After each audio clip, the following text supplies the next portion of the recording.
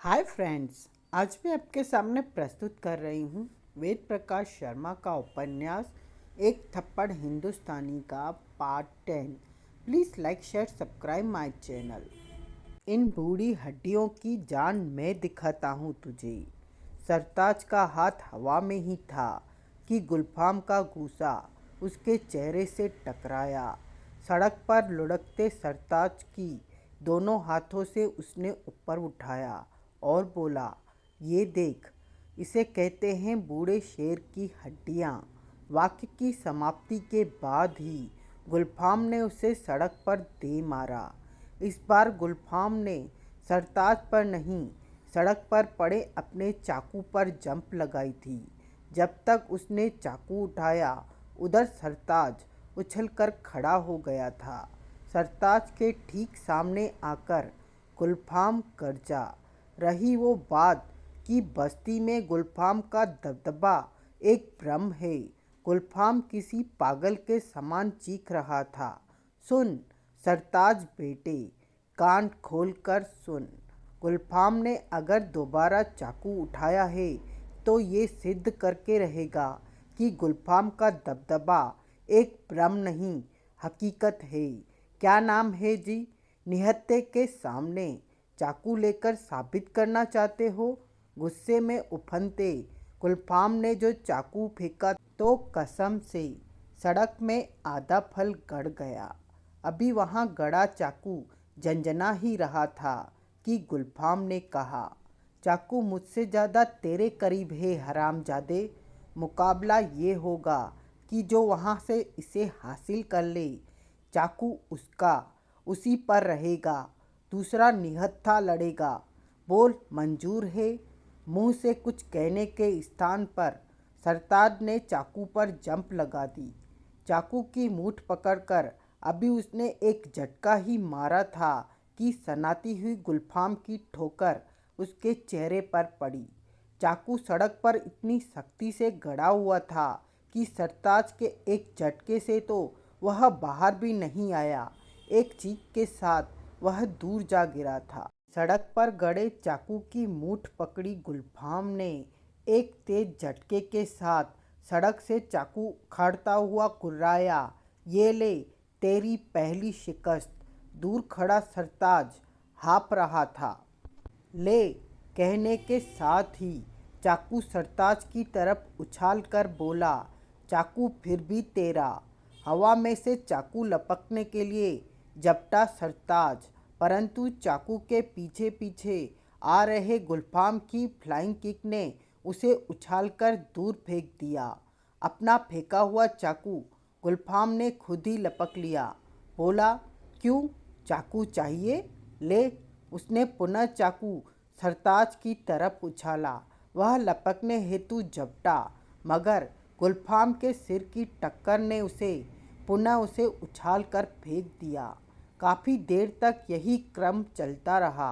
फिर एक बार जब गुलफाम ने चाकू फेंका तो सरताज ने उस पर झपटने की बेवकूफ़ी नहीं की, बल्कि अपनी जगह से हट जाने की बुद्धिमानी दिखाई।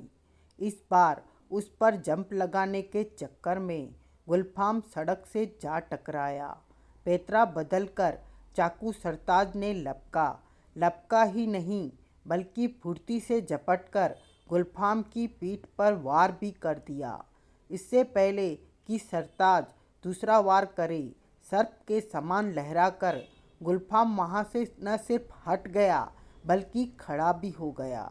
उसके खड़े होते ही सरताज ने पुनः वार किया, परंतु इस बार गुलफाम ने उसकी चाकू वाली कलाई पकड़ ली।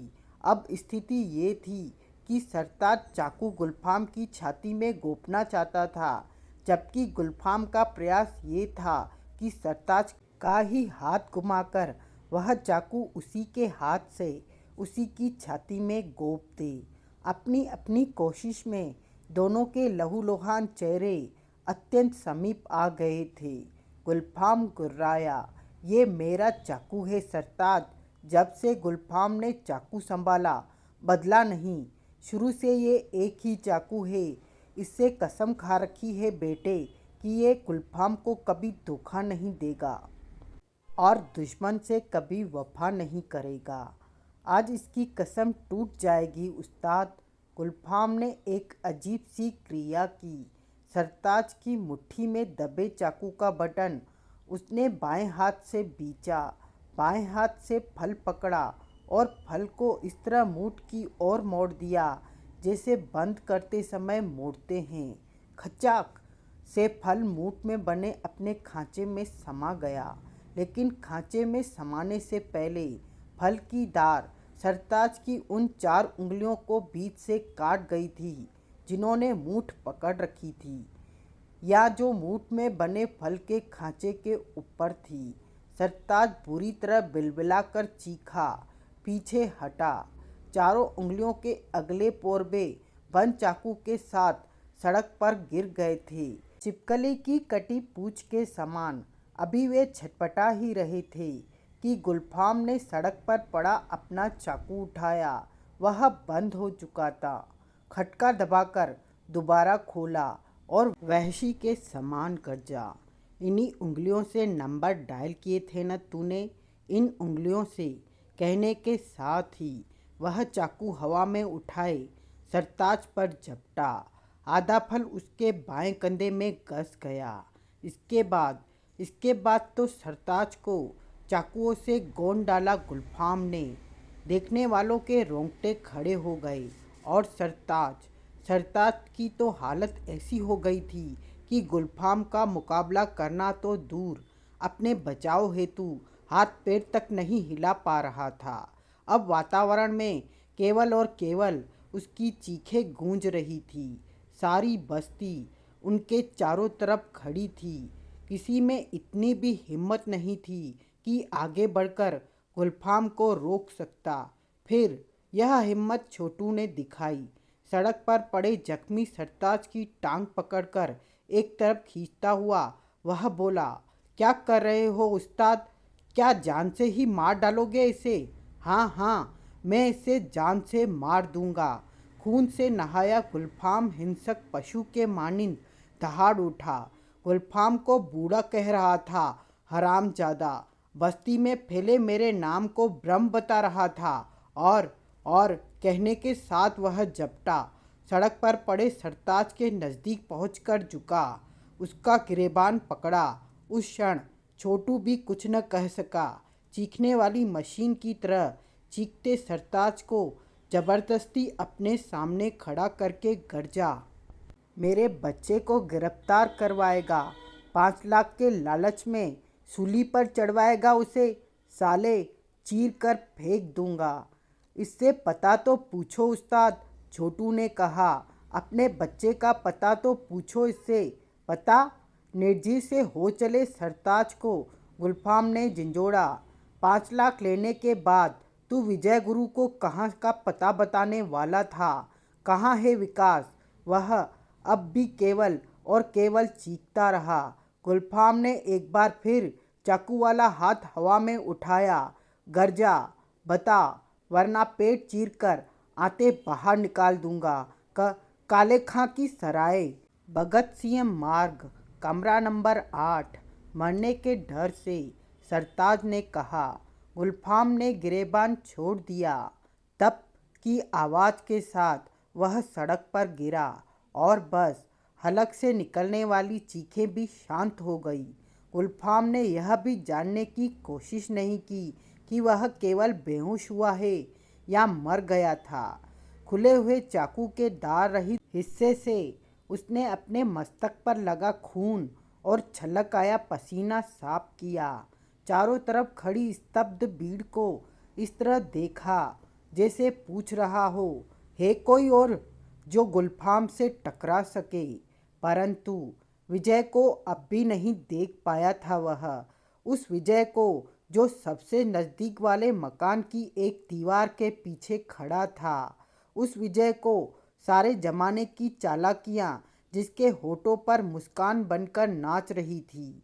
वह बड़बड़ाया, दिलजले का पता मुझ तक पहुंचाने के लिए शुक्रिया गुलफाम प्यारे, मैं जान चुका हूँ इस मामले में तुम मेरा नहीं, दिलजले का ही साथ दोगे। कोई चक्कर नहीं, वहम हुआ है तुम्हें। कहने के साथ विकास ने शांता से नजरें चुराई और अपने कमरे की तरफ बढ़ गया, परंतु शांता लपक कर उसके आगे निकली। विकास का रास्ता रोक लिया उसने। मुंह से भले ही वह न कह रही हो, मगर आंखें बहुत कुछ कह रही थी। वे आंखें जो खोजी नजरें बनकर विकास के चेहरे को मानो बेच देना चाहती थी। क्या कहना चाहती हो? विकास को कहना पड़ा। सच्चाई जानना। उसकी मोटी मोटी आंखें अब भी विकास के चेहरे पर स्थिर थी। कैसी सच्चाई? कपड़े क्यों बदले हैं तुमने? कहाँ से आए? गर्दन पर लगा खून किसका है? कैसे लगा? क्या तुम अपनी सराय में ठहरने वालों की पर्सनल लाइफ के बारे में न सही, मगर इतना तो जानना ही पड़ता है। बंदा क्रिमिनल तो नहीं है, वह कहती चली गई। कल यहाँ पुलिस आए, मुझे क्रिमिनल की मदद करने के आरोप में गिरफ्तार करके ले जाए। ऐसे बीच क्यों बोऊं मैं? नहीं, मैं किसी मुजरिम को अपनी सराय में नहीं ठहरा सकती। क्या मैं तुम्हें मुजरिम नज़र आता हूँ? मुजरिम के सींग नहीं होते जिनसे उसे पहचाना जा सके। तो ठीक है, मैं तुम्हारी सराय से चला जाता हूँ। झूठ मत बोलो। झूठ? जब तक पासपोर्ट न मिल जाए तब तक तुम चाहकर भी यहाँ से नहीं जा सकते। एक बार फिर विकास को कोई जवाब नहीं सूझा। शांता ने एकदम एक्यूरेट बात कही थी। सच्चाई ये है कि अब वह न उस मेकअप में रहना चाहता था जिसमें था, और स्थान भी परिवर्तन करना चाहता था, क्योंकि अनेक लोग जान चुके थे कि इस मेकअप में विकास है, और किसी और के बारे में तो खैर नहीं कहा जा सकता, मगर विजय गुरु सराय तक पहुंच सकते थे। इन सब के बावजूद कम से कम कल तक यहाँ रुके रहना उसकी मजबूरी थी। पाकिस्तान जाने के लिए उसे श्रीलंका का पासपोर्ट चाहिए ही चाहिए था, और जो पासपोर्ट अनाप शनाप खर्च और 5 कीमती दिनों के बाद बना था, वह उसे वहाँ छोड़कर नहीं जा सकता था। भविष्य में पासपोर्ट पर केवल फ़ोटो बदलने की ज़रूरत पड़नी थी। सोच चुका था, भविष्य में जो भी मेकअप करूँगा उसका एक फ़ोटो खिंचाकर पासपोर्ट पर लगा दूँगा। विकास यही सब सोच रहा था जब शांता ने कहा, तुमने जवाब नहीं दिया। किस बात का जवाब चाहिए तुम्हें? कपड़े किसके हैं? क्यों बदले हुए हैं? और खून? क्या तुम्हारे सभी सवालों का जवाब ये नहीं है? कहने के साथ उसने हजार हजार के 25 नोट निकालकर उसकी हथेली में ठूस दिए। शांता से पीछा छुड़ाने की यही एक तरकीब उसकी समझ में आई थी, और यह तरकीब कारागार भी होती नजर आई। नोट देखते ही शांता की आंखों में हमेशा की तरह लालच के कीटाणु ठीक उस तरह गिजगिजाते नजर आए जैसे माइक्रोस्कोप से देखने पर दही में बैक्टीरिया नजर आते हैं। वह नोटों को मुट्ठी में बींचकर अपनी बारी छातियों के बीच ठूसती हुई बोली, ये लाल नोट जो गवर्नमेंट ने जारी किए हैं वास्तव में दुनिया के हर सवाल का जवाब है। अब रास्ता छोड़ो, मैं अपने कमरे में जाकर आराम करना चाहता हूँ। विकास बनाया हुआ था, वो तो अब मैं छोड़ ही दूंगी, मगर मगर सोचती हूँ वह सब कह ही दूँ जो कहना अब मुझे ज़रूरी लग रहा है। भोर से होते विकास ने कहा, जो कहना है जल्दी कहो। मैं जानती हूँ तुम्हारा ये चेहरा, ये मूछें, ये बाल सब नकली हैं। विकास के जेहन में विस्फोट सा हुआ। एक पल को तो हिल ही गया वह, एक पल को जी चाहा विरोध करे, किंतु अगले ही पल लगा वर्तमान हालात में किया गया विरोध काफ़ी थोड़ा होगा। शांता ने बात कही ही तो इतने ज़बरदस्त कॉन्फिडेंस के साथ थी कि विरोध करने की गुंजाइश ही नहीं बची थी। सो उसने पूछा, कैसे जानती हो? शुरू से नहीं जानती थी, किसी किस्म का शक भी नहीं हुआ था, मगर धीरे धीरे मेरी इन अनुभवी आँखों ने मुझे सब कुछ बता दिया। उसने अंगुली से अपनी मोटी मोटी आँखों की तरफ इशारा करके कहा, श्रीलंका में तुम्हारे बेटे के होने की कहानी में कोई दम नहीं था। इधर तुमने पासपोर्ट की चाहना व्यक्त की, उधर मैं समझ गई तुम कोई ऐसे क्रिमिनल हो जो मुल्क से भागने की कोशिश कर रहा है। इसके बावजूद तुमने मेरी मदद की, कोई एहसान नहीं किया। कह चुकी हूँ, यह दुनिया के हर सवाल का जवाब है। इस बार उसने अपनी छातियों की तरफ इशारा किया। जो किया इसके खातिर किया, और आगे भी जो करूँगी इसी के खातिर करूँगी। और कम से कम अब मुझे तुम्हारे सामने यह कबूल करने में कोई हिचक नहीं है कि तुम अकेले या पहले मुजरिम नहीं हो जिसकी मैंने पैसों के खातिर मदद की है। वरना इस सराय की कमाई से आज के ज़माने में कहीं पेट भरता है?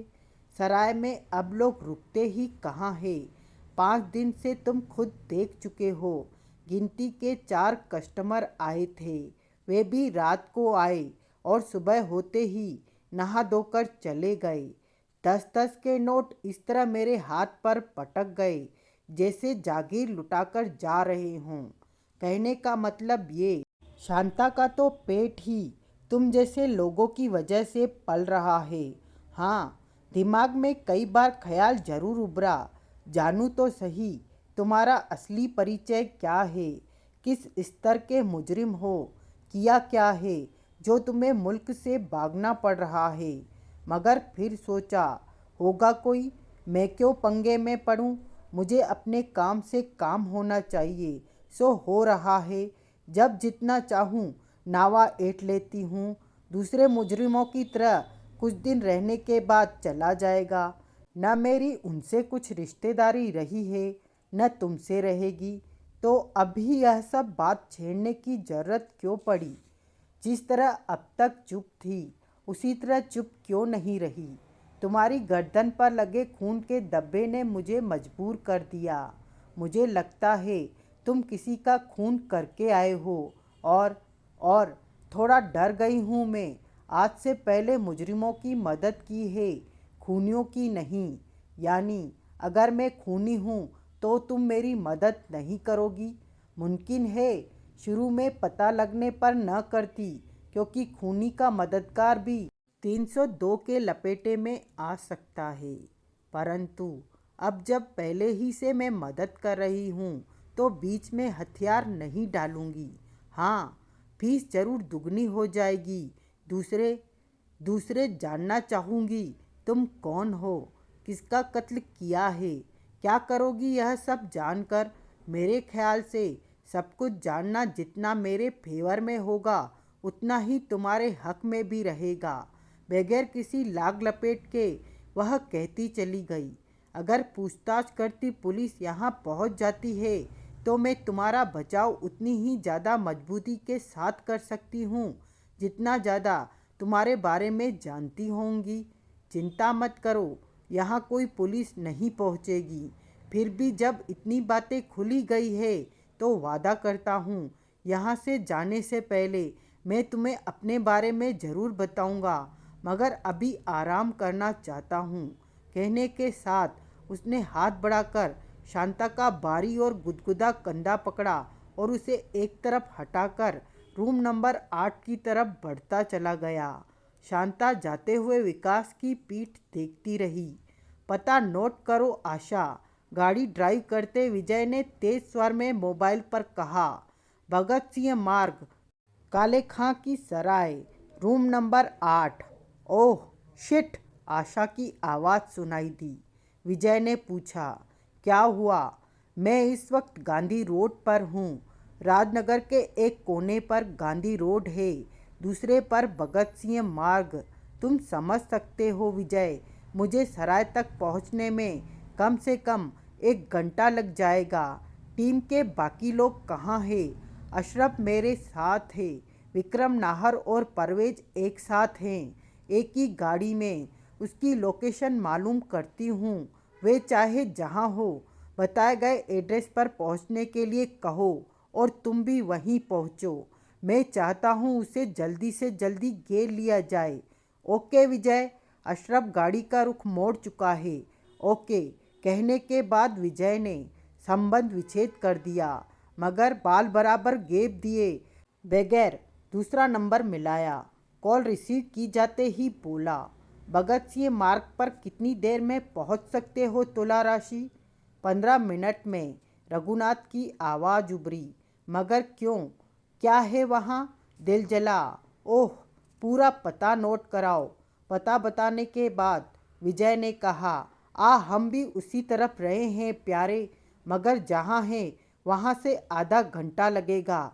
यानी सबसे पहले तुम ही वहाँ पहुँचोगे। इसलिए सुनो, सराय पर तुम्हें पूरे लाव लश्कर के साथ छापा मारना है। इतनी तैयारियों के साथ कि किसी भी हालत में दिलजला तुम्हारे चुगल से निकल न सके। बड़ी मुश्किल से सुराग हाथ लगा है तुला राशि। अगर इस बार गच्चा दे गया तो फिर शायद कभी हाथ न लग सके। बस तो मैं उसे निकलने नहीं दूंगा विजय। मगर मगर यदि तुम ठीक समझो तो मैं सराय को केवल घेर लेता हूँ। रेड तब डालेंगे जब तुम पहुँच चुकोगे। इस तरह तो उसे मौका मिलने का खतरा है।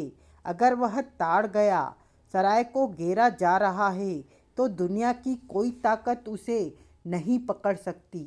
मेरे ख्याल से छापा इस कदर आनन फानन में मारा जाए कि हिलने डुलने की तो बात ही दूर, सोचने समझने तक का मौका न मिल सके उसे।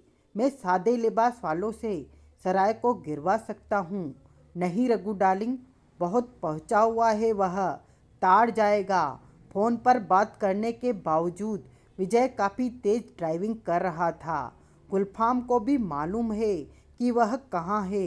उसके ख्याल से दिलजला जो कर रहा है ठीक कर रहा है। यानी इस झमेले में वह दिलजले के साथ है। अगर उसने हम में से किसी के सराय पहुंचने से पहले किसी तरह विकास से कांटेक्ट बना लिया तो अब तक की सारी मेहनत पर पानी फिर जाएगा। इसलिए मैं चाहता हूँ दिलजले को गड़ी की चौथाई में दबोच लिया जाए। गुलफाम का इस झमेले से क्या मतलब? मतलब ही उसका है मेरी जान।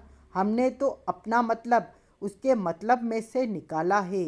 इसका मतलब हेवेंस में तुम्हारे मोबाइल पर आने वाला फ़ोन गुलफाम का ही था। मुझे बेवकूफ़ बना रहे थे तुम। पता तब लगा जब आधा घंटा इंतज़ार करने के बाद वहाँ ठाकुर साहब नहीं पहुँचे।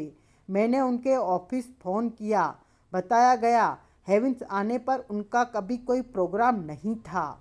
माथा तब पीटना पड़ा जब ख्याल आया अगर वे आ भी रहे थे तो तुम्हारे मोबाइल पर फ़ोन क्यों करते, सीधे सीधे मुझे इन्फॉर्म करते।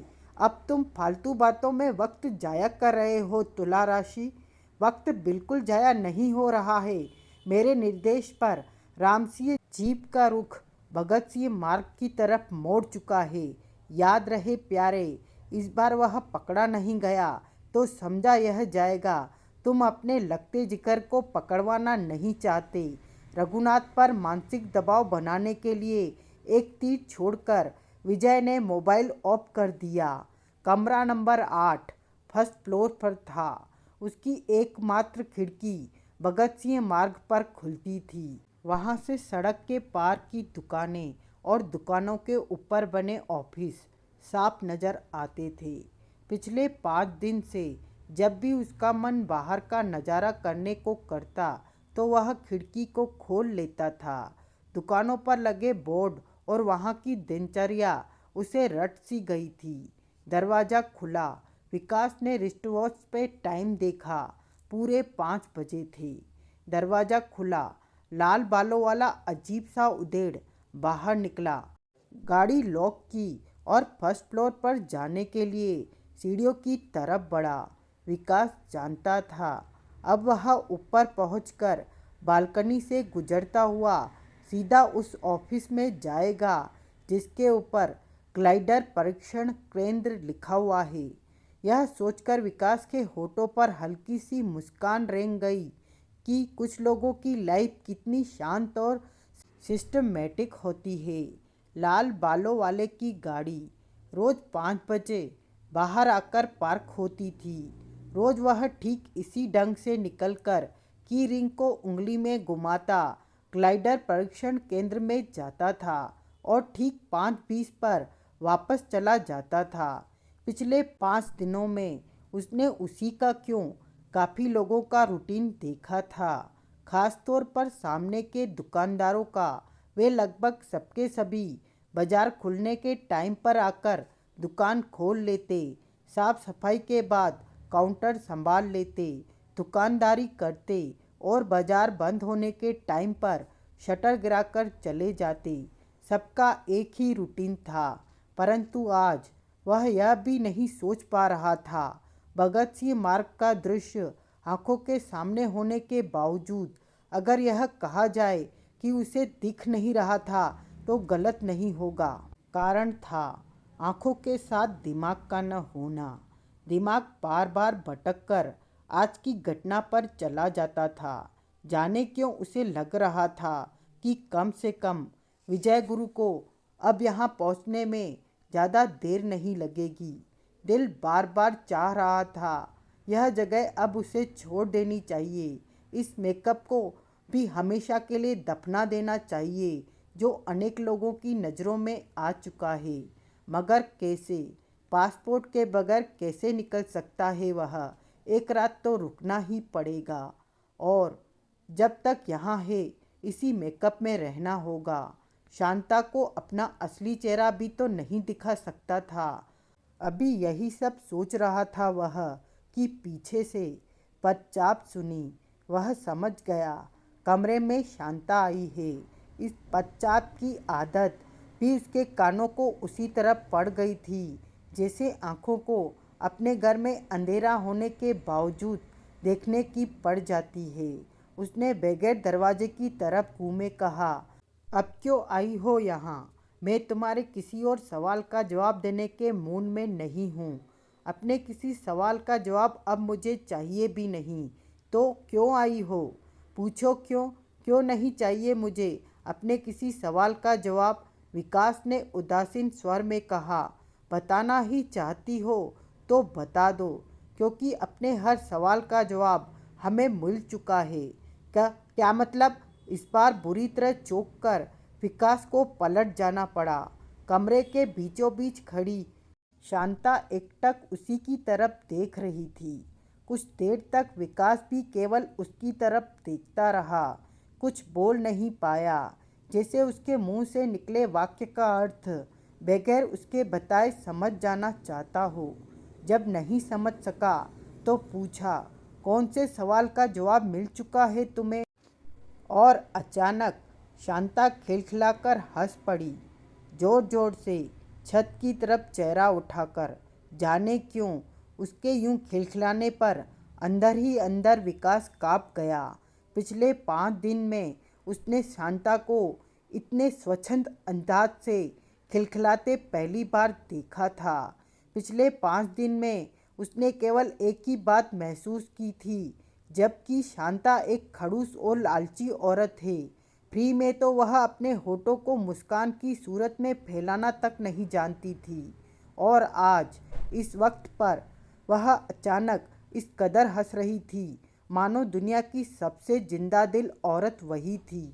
जब काफ़ी इंतजार के बावजूद उसका खिलखिलाना नहीं रुका तो विकास को पूछना ही पड़ा, क्या बात है? आज बहुत हंस रही हो। तुम पर हंस रही हूँ मैं। हंसते हंसते उसकी आंखों में आंसू निकल आए थे। मुझ पर, या यूं कहो दुनिया के सभी मुजरिमों पर? उसने हंसी पर काबू पाते हुए कहा, कितना छोटा होता है दुनिया का हर मुजरिम का दिल। जरा सी आहट पर रबर की गेंद की तरह उछलने लगता है।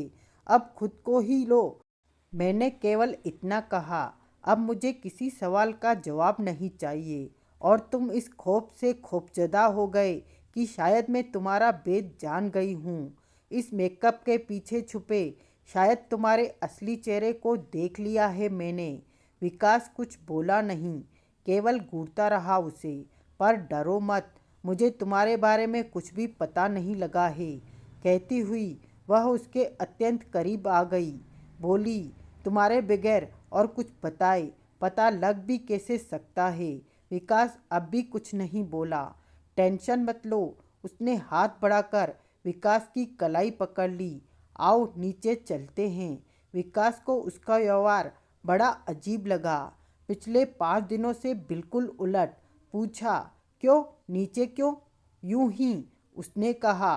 कमरे में पड़े पड़े बोर हो जाते हो। इधर पूरी तरह अकेली होने के कारण मैं भी बोर होती रहती हूँ। बातें करेंगे, शायद दोनों का मन बहल सके। नहीं, उसने हौले से कलाई छुड़ाने की कोशिश की। मैं यहीं ठीक हूँ। बगैर कलाई छोड़े शांता ने कहा। बेवजह डरो मत, तुम्हारा भेद जानने की मैं कोई कोशिश नहीं करूँगी। विकास का दिमाग बुरी तरह उलझ गया। वह जितना कह रही थी डरो मत, विकास को उतना ही लग रहा था कोई न कोई बात है ज़रूर।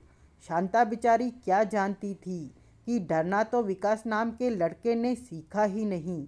वह तो बस विजय की वजह से फिलहाल खुद को छुपाए रखना चाहता था। जब कई बार इनकार करने के बावजूद शांता नहीं मानी, बराबर नीचे चलने के लिए कहती रही, तो विकास की उत्सुकता चरम सीमा पर पहुंच गई। सोचा, इतनी जिद क्यों कर रही है वह? जरूर कोई बात है। क्या बात है वह? क्या वह कुछ खास बातें करना चाहती है या कुछ दिखाना चाहती है? इन सवालों के जवाब पाने की लालसा ने उसे शांता की बात मानने पर मजबूर कर दिया। सोचा, क्यों न नीचे चलकर देखा ही जाए कि वह इतनी जिद क्यों कर रही है। क्या है उसकी उन्मुख खिलखिलाहट और विचित्र व्यवहार का कारण? ऐसा सोचकर वह उसके साथ ग्राउंड फ्लोर पर आ गया। जिस पल वह उसे सीधे अपने कमरे में ले गई, अपने प्राइवेट कमरे में। उस पल विकास के जेहन में हल्का सा विस्फोट हुआ था। शांता के द्वारा अपने होठों का चुंबन लेना याद आ गया था उसे। इस विचार ने विकास को हिलाकर रख दिया था कि इस लालची औरत के दिमाग में कहीं कोई खराबी तो नहीं है। उसकी गांठ ढीली करने के लिए कहीं वह खुद को पेश करने के फेर में तो पड़ नहीं गई। शांता ने अब वहीं जाकर उसकी कलाई छोड़ी और विकास उसके व्यक्तिगत कमरे को देखता ही रह गया। वह सराय का नहीं, 5 स्टार होटल का कमरा लग रहा था। फर्श पर कीमती कालीन, शानदार double bed, sofa set, fridge, TV, AC, दीवारों पर प्लास्टिक पेंट, क्या नहीं था वहाँ। बैठो कहने के साथ वह टीवी की तरफ बढ़ी और उसे ऑन कर दिया। स्क्रीन पर म्यूजिक चैनल चल रहा था। अपने लिए तो सराय में तुमने जन्नत बसा रखी है, विकास ने कमरे का निरीक्षण करते हुए कहा। कहाँ सराय के वे कमरे जहाँ तुम लोगों को ठहराती हो? कहाँ ये कमरा? उनमें फोल्डिंग पलंग और लकड़ी की टूटी फूटी मेज कुर्सियाँ हैं। और यहाँ तुम सब कमरों को ऐसा क्यों नहीं बनाती? उसमें तुम्हारी इनकम, आने वाले हर ग्राहक को अपनी तरह दरिया दिल मत समझो। मतलब आज की दुनिया में हर काम पैसे से होता है, मगर इतने पैसे मेरे पास हैं नहीं कि हर कमरे को ऐसा बना सकूं। यकीन मानो, इतनी इनकम नहीं है मुझे। ब्याह के बाद दुल्हन बनकर मैं यहीं आई थी। ससुर था या मानसिक रूप से कमज़ोर उसका बेटा, मेरा पति, वह मानसिक रोगी है। यह बात मुझे और मेरे पिता को भी शादी के बाद ही पता लगी, तब जब कुछ नहीं हो सकता था। जो किस्मत में था मिल चुका था। ससुर से पहले पति चल बसा। पागलपन में एक दिन उसने सराय की छत से सड़क पर छलांग लगा दी और ऐसी छलांग लगाई कि वहीं पड़ा रह गया। उसका सिर फट गया था। ससुर बहुत अच्छा था। उसने मुझे पुत्री की तरह रखा, मगर बूढ़ा था। कब तक जीता? मरता मरता कह गया, यह सराय मेरे पुरखों की निशानी है शांता, इसे कभी मत बेचना। बस उसी से पेट भर लेना जो इससे मिले। और मैं आज तक उनके शब्दों में बंधी पड़ी हूँ। 1000 जगह में बनी इस जीर्ण शीर्ण इमारत के आज लोग 1 करोड़ देने को तैयार हैं। 1 करोड़, मुझे पक्का यकीन है मैं तो उन्हें गिन भी नहीं पाऊंगी। कुछ लोग हैं जो आए दिन प्रस्ताव रखते हैं, सराय को ढहाकर यहाँ पर शानदार होटल बनाया जा सकता है। खर्चे की परवाह न करूं, सारा पैसा वे लगा देंगे और मुझे 50% की पार्टनरशिप देंगे। मगर मैं अपने ससुर के शब्दों की जकड़न से बाहर नहीं निकल सकती। निकलूं भी क्यों, निकल कर करूँगी भी क्या। जितना सब कुछ मैंने अपने लिए इस कमरे में जुटा लिया है, उससे ज़्यादा तो शायद भोग भी न सकूं।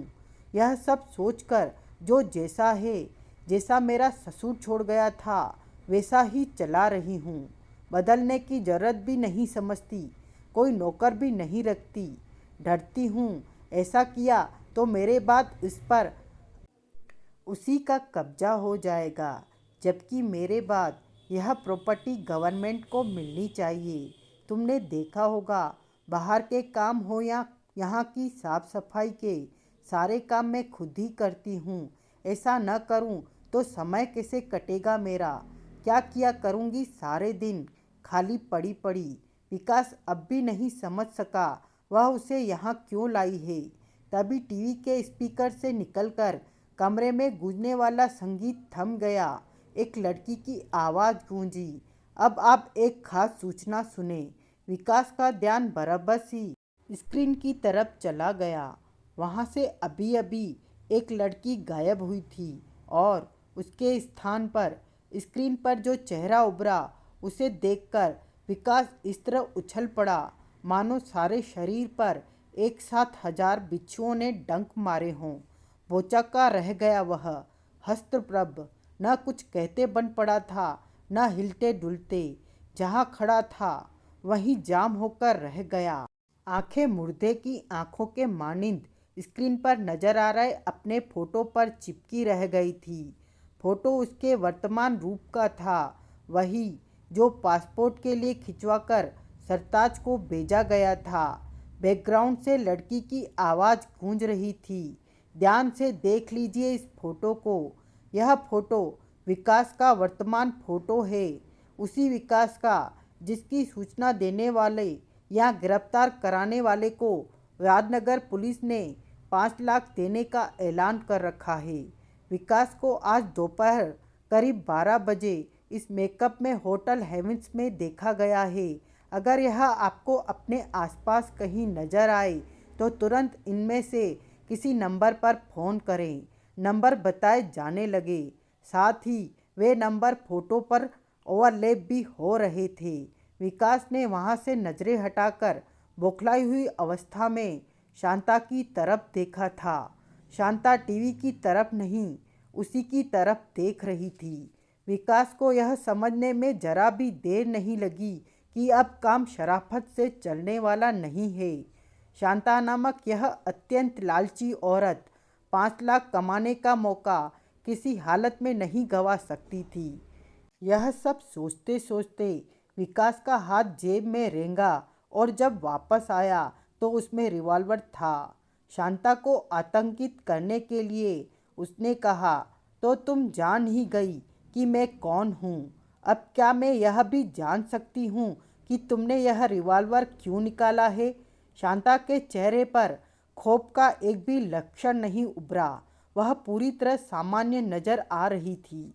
विकास को आश्चर्य हुआ, उसके ख्याल से रिवॉल्वर देखते ही शांता की सिट्टी पिट्टी गुम हो जानी चाहिए थी, हवाइयाँ उड़ती नजर आनी चाहिए थी उसके चेहरे पर, जबकि वह उल्टा पूछ रही थी उसने रिवॉल्वर क्यों निकाला है।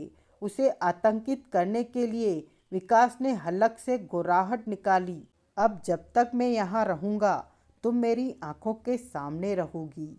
ऐसा शायद तुम इसलिए कह रहे हो क्योंकि तुम्हें डर है। 5 लाख के खातिर मैं पुलिस को फ़ोन।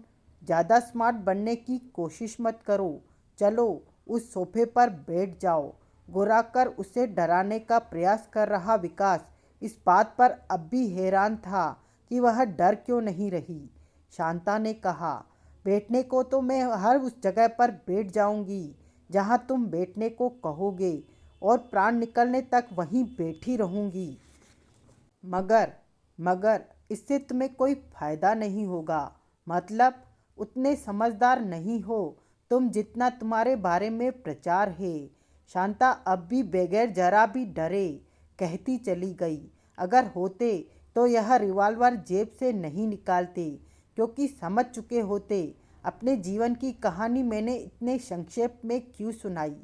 क्या कहना चाहती हो? अगर मैं उतनी लालची होती जितनी तुम समझ रहे हो